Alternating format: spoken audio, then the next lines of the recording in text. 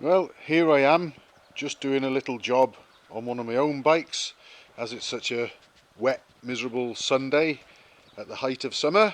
And I noticed, obviously, I've been going out with friends with this machine, going into some pretty rough stuff. And a couple of times I've come back, and it seemed like, well, not seemed like, the rear mudguard stays and bracketry have seemed a little loose and needing to be tightened up. And one of the main supports, I made these myself years ago, are these.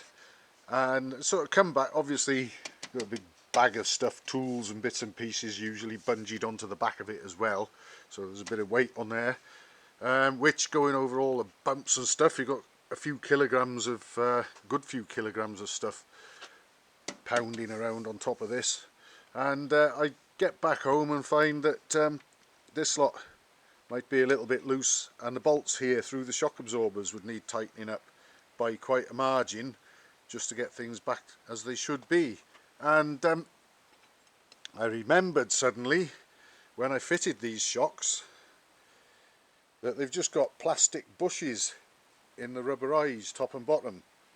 Now, down the bottom that's fine because the nuts clamping them come to a stop and there's washers that come up against them and they're going nowhere.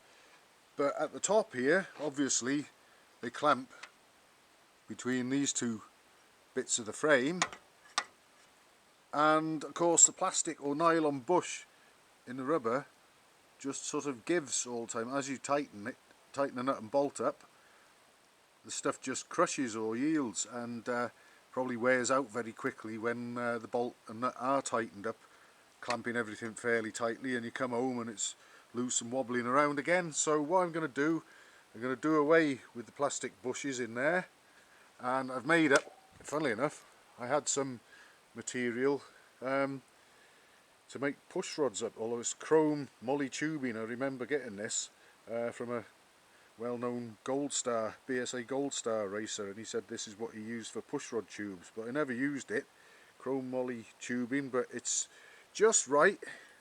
I've cut it to lengths that will fit in there, and obviously I just had to run the drill through it just to open it out slightly in the lathe to get my bolts that I'm using to pass through, and I'll be able to fit the top mounts of the rear shock absorbers now once I've got these pressed into the rubber bushes, and I'll be able to tighten the nut and bolt up hard till everything's clamped together nice and tight and hard, and it'll no longer sort of yield and gradually sort of work loose again. So hopefully that's going to be a worthwhile little job.